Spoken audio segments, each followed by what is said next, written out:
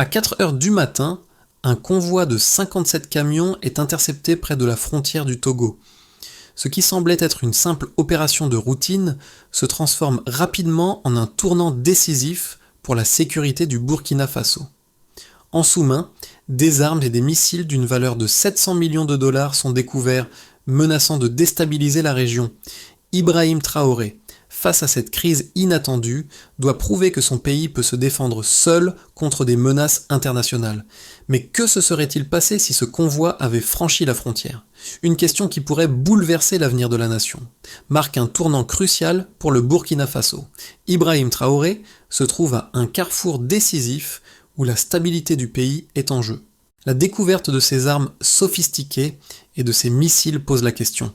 Le Burkina Faso a-t-il la capacité de se défendre seul contre de telles menaces extérieures ?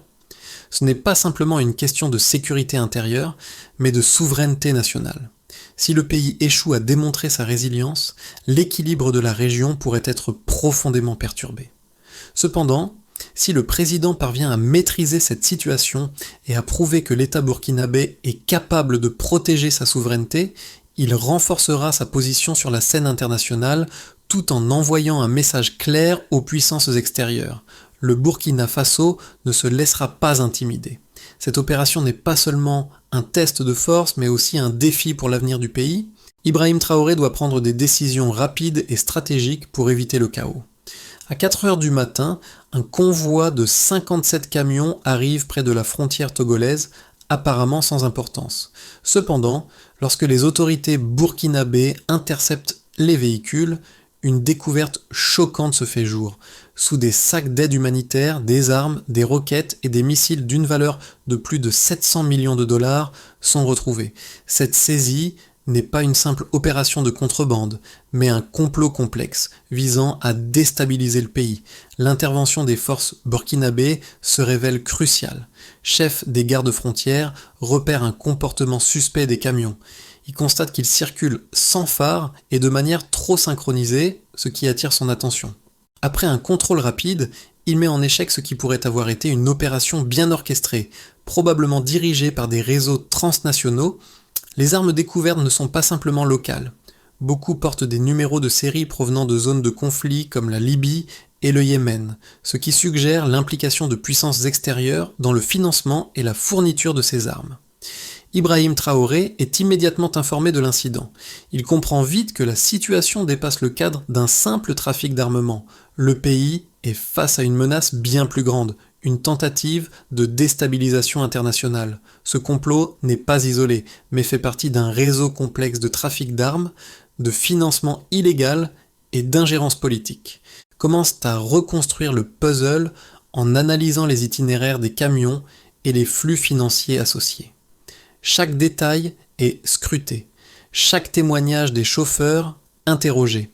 Le gouvernement burkinabé fait face à une épreuve de force. Comment prouver que le pays peut se défendre seul, sans l'aide de puissances extérieures, dans un environnement géopolitique complexe ? Chef des gardes-frontières de la région des Canaries, joue un rôle central dans cette crise. C'est lui qui, grâce à son expérience et sa vigilance, détecte la première anomalie. Les camions circulent de manière suspecte, sans phare, et semblent être coordonnés dans leurs mouvements. Cette observation attentive permet l'interception rapide des véhicules, évitant ainsi que la cargaison ne franchisse la frontière. Lorsque les forces de sécurité ouvrent les camions, elles découvrent un arsenal de guerre caché sous des sacs d'aide humanitaire. Parmi les armes saisies, on trouve des fusils d'assaut, des roquettes et des missiles. Ce n'est pas seulement une tentative de trafic d'armement, mais un complot plus vaste visant à déstabiliser la région. Le rôle de Kaboré dans l'identification des camions et l'alerte immédiate permet non seulement de neutraliser la menace, mais aussi de donner un aperçu de la façon dont les menaces extérieures peuvent se manifester de manière subtile et bien planifiée. Mais cette victoire précoce ne garantit pas encore la stabilité du pays. Ibrahim Traoré se trouve face à un défi de taille. Démontrer à la fois la force du Burkina Faso et sa capacité à protéger sa souveraineté. Si le pays échoue à neutraliser ce réseau international de trafic d'armement, il pourrait perdre sa crédibilité sur la scène internationale et voir sa sécurité nationale gravement compromise. Ainsi, le rôle du capitaine Caboret va bien au-delà de la simple interception des camions. Il devient un symbole de la vigilance nationale, un personnage clé dans la gestion de la crise et un acteur essentiel dans la lutte pour la sécurité du Burkina Faso. Après l'interception du convoi sont cruciales. Dès que les autorités burkinabées prennent connaissance de la découverte des armes et des missiles, une série de décisions rapides doit être prise pour éviter une escalade. Ibrahim Traoré ordonne un verrouillage total de la zone, renforçant la sécurité autour des points stratégiques. La tension est palpable dans l'air, car l'étendue du complot devient de plus en plus évidente.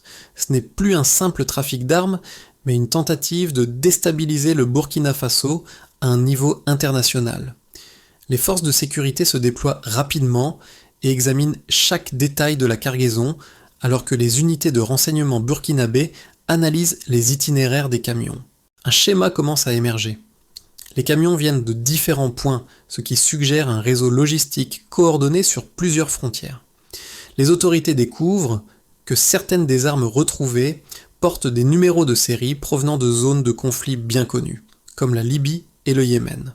Cette découverte confirme l'implication d'acteurs extérieurs dans le trafic d'armement. Ibrahim Traoré, informé de chaque avancée, prend la situation en main. Il ordonne l'ouverture d'une cellule de crise pour gérer l'affaire. Il devient évident que la découverte du convoi ne représente qu'une partie d'un complot bien plus vaste, visant à affaiblir le Burkina Faso. Aidés par des experts internationaux, commencent à retracer les flux financiers associés à l'opération, cherchant à comprendre l'ampleur du réseau de soutien qui se cache derrière cette opération. Dans le même temps, les premiers témoignages des chauffeurs des camions, bien que contradictoires, donnent aux enquêteurs des indices précieux. L'un d'eux affirme avoir été informé que la cargaison était composée de pièces agricoles. Cette déclaration, d'abord étonnante, s'avère être un indice clé dans l'enquête, prouvant que le complot était dissimulé sous une façade apparemment inoffensive. Commencent à reconstituer un puzzle complexe en croisant des informations sur les itinéraires des camions, les financements et les liens internationaux. Alors que l'étau se resserre autour des responsables de ce complot, Ibrahim Traoré comprend que chaque décision prise maintenant affectera l'avenir du pays. Il doit non seulement protéger la souveraineté du Burkina Faso, mais aussi envoyer un message clair aux puissances étrangères. Le pays est prêt à se défendre seul et à faire face à toutes les menaces. La sécurité de la nation dépend désormais de la capacité du gouvernement à gérer cette crise avec efficacité et détermination. Des armes saisies révèlent l'ampleur impressionnante de la menace que le Burkina Faso a évitée. Parmi les 57 camions interceptés, les forces de sécurité ont découvert plus de 25 000 fusils d'assaut AK-47, principalement en provenance des stocks libyens post-2011. Ce chiffre est bien supérieur aux saisies habituelles effectuées par les autorités burkinabées. Ces AK-47 étaient soigneusement rangés en colonnes, suggérant une préparation méticuleuse et une organisation à grande échelle. En plus des fusils, plus de 10 000 fusils M16 ont été retrouvés, portant des numéros de série qui les relient à des usines en Europe. Cette découverte met en évidence l'envergure internationale de l'opération de contrebande. Le fait que ces armes soient en provenance de plusieurs pays différents, dont des zones de guerre comme la Libye et le Yémen, montre que ce complot est soutenu par un réseau bien organisé avec des connexions mondiales. Burkinabé se retrouve face à une situation bien plus complexe que ce qu'ils avaient initialement imaginé. La plus alarmante réside dans les missiles. En tout, plus de 400 missiles antiaériens ont été interceptés, certains encore dans leurs emballages d'origine. Ces armes, si elles avaient été utilisées, auraient pu neutraliser l'aviation burkinabé et exposer le pays à une vulnérabilité stratégique extrême. La présence de ces missiles dans un convoi apparemment humanitaire témoigne de la sophistication de l'opération qui semble avoir été soigneusement planifiée. Ces missiles sont difficiles à obtenir et leur passage en contrebande à travers plusieurs pays montre l'ampleur du réseau derrière cette tentative de déstabilisation. Avec l'aide d'experts internationaux, analyse chaque numéro de série pour retracer l'origine des armes. Elle découvre que 40% des armes proviennent de dépôts en Libye, 35% du Moyen-Orient et 25% de différentes usines en Europe. Cette répartition confirme la dimension internationale de l'opération, impliquant des acteurs puissants à l'échelle mondiale. En parallèle, les flux financiers associés à cette transaction sont minutieusement analysés, retrouvent donc des connexions avec des places financières majeures comme Abidjan, Accra, Luxembourg et certains pays du Golfe. Ces informations renforcent l'idée que l'opération était bien plus qu'un simple trafic d'armement, mais un complot international visant à déstabiliser le pays. La découverte de ces armes et des indices qui les accompagnent transforme l'enquête en une priorité nationale. Se lance dans une course contre la montre pour démanteler ce réseau avant qu'il ne puisse se réorganiser. Le soutien international devient crucial pour le Burkina Faso, qui, avec l'aide de partenaires étrangers, intensifie ses efforts de renseignement et de surveillance pour neutraliser ce complot à la racine. D'armement découvert par les autorités burkinabées le 16 août 2025 met en lumière deux perspectives opposées sur la situation. D'un côté, certains analystes affirment que cet incident pourrait être exagéré par le gouvernement pour renforcer sa position sur la scène internationale et consolider le pouvoir d'Ibrahim Traoré. Selon cette hypothèse, le président pourrait utiliser cette crise pour manipuler l'opinion publique, dramatiser la menace et justifier des mesures de contrôle plus strictes sur la société. Cette analyse repose sur l'idée que la véritable menace n'est pas tant l'armement lui-même, mais la possibilité pour le gouvernement d'exploiter l'incident à des fins politiques internes. Cependant, une autre lecture de l'incident est également plausible et beaucoup plus inquiétante. Cette version soutenue par plusieurs experts en géopolitique, notamment des acteurs régionaux, considère l'interception du convoi comme une tentative d'ingérence extérieure. Les armes retrouvées dans les camions, leur diversité et les liens internationaux qu'elles révèlent suggèrent que ce n'est pas un simple trafic local, mais une opération coordonnée visant à affaiblir le Burkina Faso. Dans cette analyse, les puissances étrangères pourraient chercher à déstabiliser la région du Sahel et, par extension, le Burkina Faso. L'implication de réseaux internationaux et la diversité des sources d'approvisionnement en armes indiquent que l'opération est bien plus complexe que ce qu'il semblait au départ. Après avoir analysé les flux financiers et les itinéraires des armes, soutiennent cette deuxième hypothèse. Ils découvrent des connexions avec des groupes internationaux, dont des acteurs européens et du Moyen-Orient, qui jouent un rôle clé dans l'approvisionnement des armes et leur passage en contrebande à travers plusieurs pays.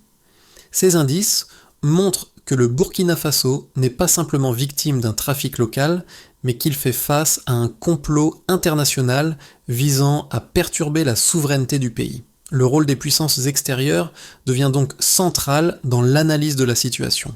Conscientes de la gravité de l'affaire, renforcent leurs efforts de renseignement et de coopération internationale.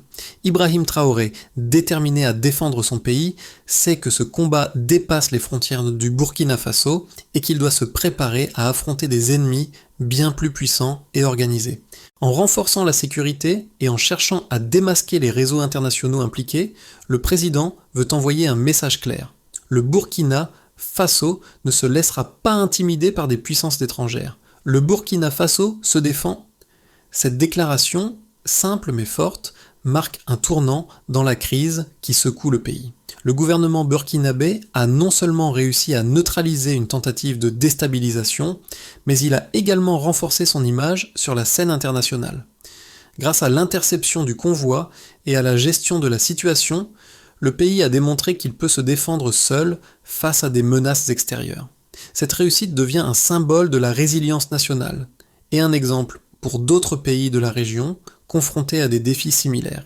Mais cette victoire précoce ne signifie pas la fin de la menace. Les enquêtes continuent, les réseaux internationaux impliqués dans le complot sont toujours actifs et des pressions externes demeurent. L'attaque contre le Burkina Faso n'était qu'une partie d'un plan plus vaste et les autorités doivent rester vigilantes pour éviter toute nouvelle tentative de déstabilisation. Toutefois, le pays a franchi un cap important. Il a prouvé qu'il pouvait se défendre sans l'aide extérieure. À ce stade, La question n'est plus de savoir s'il peut survivre à cette crise, mais comment le Burkina Faso pourra tirer parti de cette expérience pour renforcer sa position géopolitique. L'impact de l'interception du convoi de 57 camions et de la découverte de ces armes sophistiquées s'étend bien au-delà du Burkina Faso. Sur le plan national, la sécurité du pays a été redéfinie.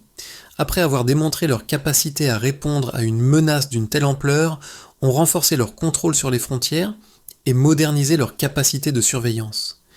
Les forces armées ont bénéficié d'une augmentation significative de leurs ressources et de nouvelles technologies pour mieux contrer les menaces futures. Le pays a mis en place un réseau de renseignement plus étendu et a intensifié sa coopération avec les pays voisins. Cela marque un tournant dans la manière dont le Burkina Faso perçoit et gère les risques transnationaux. Sur le plan économique, bien que certaines sanctions aient été imposées par des partenaires occidentaux, le pays a réussi à réorienter ses relations commerciales. Les partenaires asiatiques, notamment la Chine, la Russie et la Turquie, ont renforcé leurs liens avec le Burkina Faso, ce qui a compensé les pertes liées aux sanctions. Le secteur minier, clé pour l'économie burkinabé, a connu une hausse significative de ses exportations, témoignant de la résilience de l'économie face à la crise. Le gouvernement burkinabé a également mis en place des réformes pour diversifier ses sources de revenus et réduire sa dépendance vis-à-vis des puissances extérieures. Socialement, la population burkinabé a montré un soutien massif au gouvernement après l'incident. Les images du convoi intercepté, largement diffusées sur les réseaux sociaux, ont galvanisé la fierté nationale. À Ouagadougou, des manifestations de solidarité ont éclaté et les citoyens ont exprimé leur gratitude pour la protection apportée par les autorités. Ce soutien populaire renforce la position de Ibrahim Traoré et légitime ses actions sur la scène internationale. Le peuple burkinabé, uni par cette expérience, a vu dans cet événement une preuve de la capacité du gouvernement à protéger le pays contre des menaces extérieures. La communauté internationale, quant à elle, a pris acte de la résilience du Burkina Faso. Plusieurs pays africains ont salué la manière dont le pays a géré la crise et ont proposé des accords de coopération pour lutter contre le trafic d'armement et les réseaux terroristes dans la région. Le Burkina Faso, autrefois perçu comme vulnérable, émerge désormais comme un acteur clé dans la lutte contre la déstabilisation du Sahel. Cette situation crée un précédent pour d'autres pays du continent qui cherchent à renforcer leur sécurité et leur souveraineté face aux défis géopolitiques modernes. L'avenir du Burkina Faso pourrait prendre plusieurs directions en fonction des décisions politiques et économiques prises dans les mois à venir. Le pays se trouve à un tournant critique et chaque choix aura un impact profond sur son développement et sa position géopolitique. Le Burkina Faso parvient à stabiliser sa situation interne. Le renforcement des capacités militaires et la coopération régionale avec le Mali et le Niger portent leurs fruits. Les enquêtes sur le réseau de trafic d'armement se poursuivent efficacement, permettant la neutralisation des principales menaces. L'économie du pays, soutenue par la reprise des exportations minières et des accords commerciaux avec des partenaires non occidentaux, reste stable avec une croissance modeste autour de 3,5%. La situation politique interne reste relativement calme, avec un renforcement de la position de Ibrahim Traoré sur la scène nationale et internationale. Le Burkina Faso parvient à maintenir son indépendance face aux pressions extérieures et à démontrer sa résilience. Le Burkina Faso devient un modèle de résilience pour la région. Grâce à une gestion efficace de la crise, le pays attire des investissements étrangers et les relations avec ses voisins se renforcent.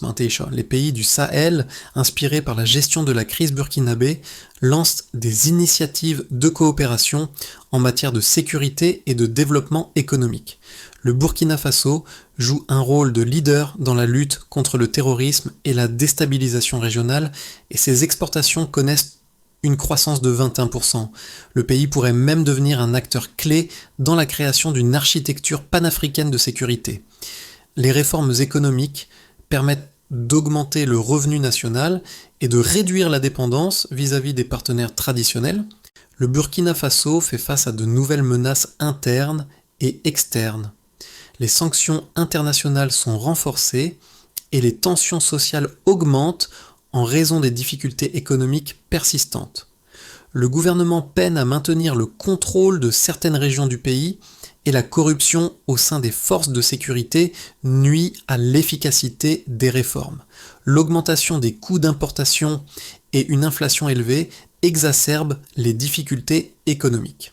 L'incapacité à résoudre les tensions internes et à contrer les pressions extérieures pourrait mener à un affaiblissement du pouvoir de Ibrahim Traoré, créant un vide de pouvoir et augmentant le risque de déstabilisation.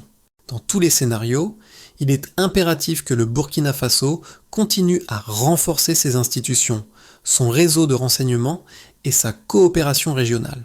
Seule une approche intégrée et cohérente permettra de naviguer avec succès à travers ces défis complexes. L'interception du convoi le 16 août 2025 n'a pas seulement touché les autorités burkinabées, elle a résonné dans tout le Sahel et au-delà. Le Burkina Faso, autrefois perçu comme une cible vulnérable dans la région, a maintenant prouvé qu'il pouvait faire face à des menaces extérieures de manière autonome. Cette réalisation n'est pas seulement une victoire pour le gouvernement de Ibrahim Traoré, mais aussi un symbole de résistance pour les populations du Sahel, qui vivent sous la menace constante des groupes terroristes et des ingérences extérieures.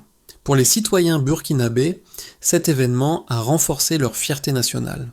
Les images des armes saisies, partagées sur les réseaux sociaux, ont déclenché une vague de solidarité et de soutien envers les autorités. Ce soutien populaire est crucial car il montre que les Burkinabés se sentent impliqués dans la défense de leur souveraineté. Ce n'est pas seulement une victoire militaire, c'est une victoire morale pour les citoyens qui se sentent protégés par un gouvernement capable de prendre des décisions fermes face aux dangers. À l'international, l'incident a également attiré l'attention sur la résilience du Burkina Faso.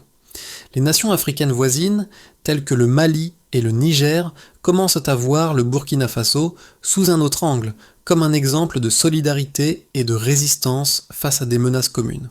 Cela pourrait conduire à une plus grande coopération régionale pour renforcer la sécurité dans le Sahel.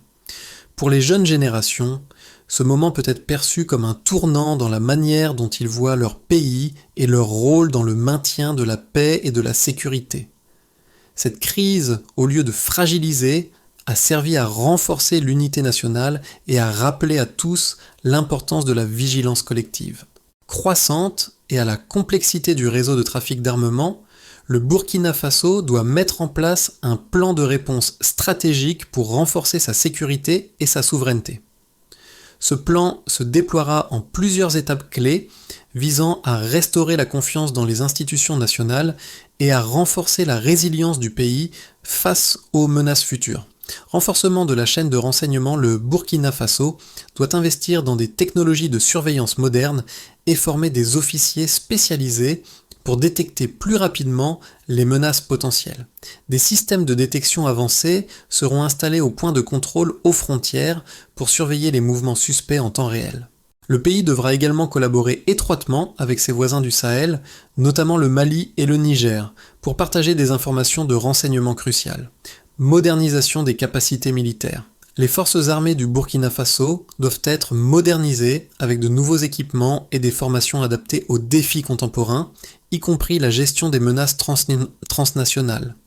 L'intégration de technologies de pointe dans la surveillance et la défense aérienne sera essentielle pour sécuriser les frontières.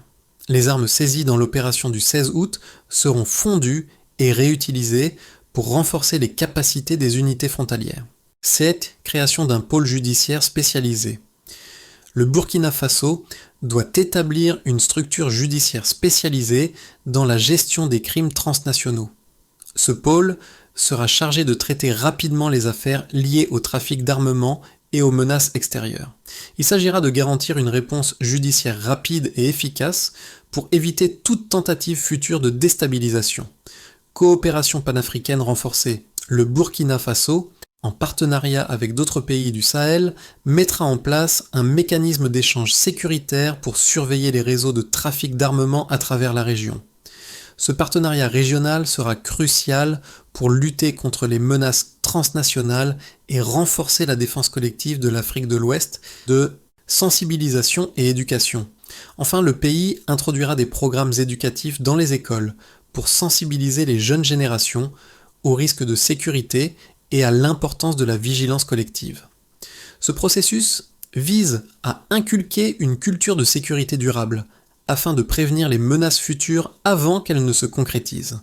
Moussa Kaboré, tenant un fragment d'arme fondu transformé en cloche d'école, reste gravé dans la mémoire collective du Burkina Faso. Ce symbole puissant représente bien plus qu'une simple victoire contre un complot. Il incarne la transformation de la menace en un outil de reconstruction et d'unité nationale.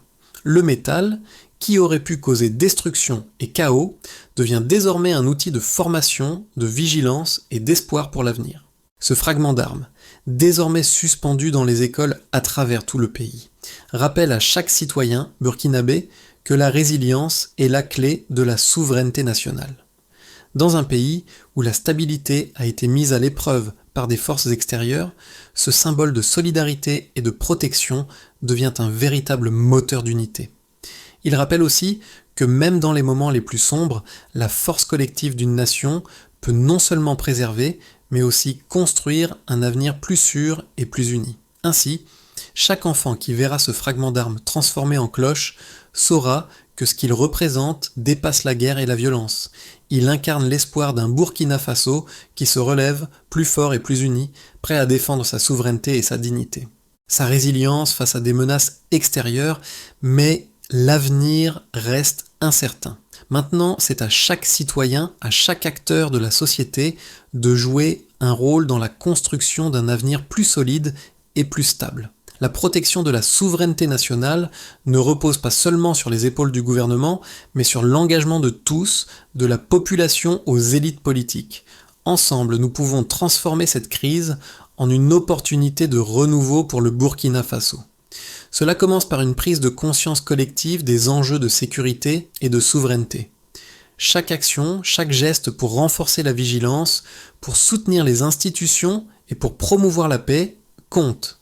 Si chaque Burkinabé se mobilise, le pays pourra non seulement surmonter les défis actuels, mais aussi se positionner comme un modèle de résilience et d'unité pour la région.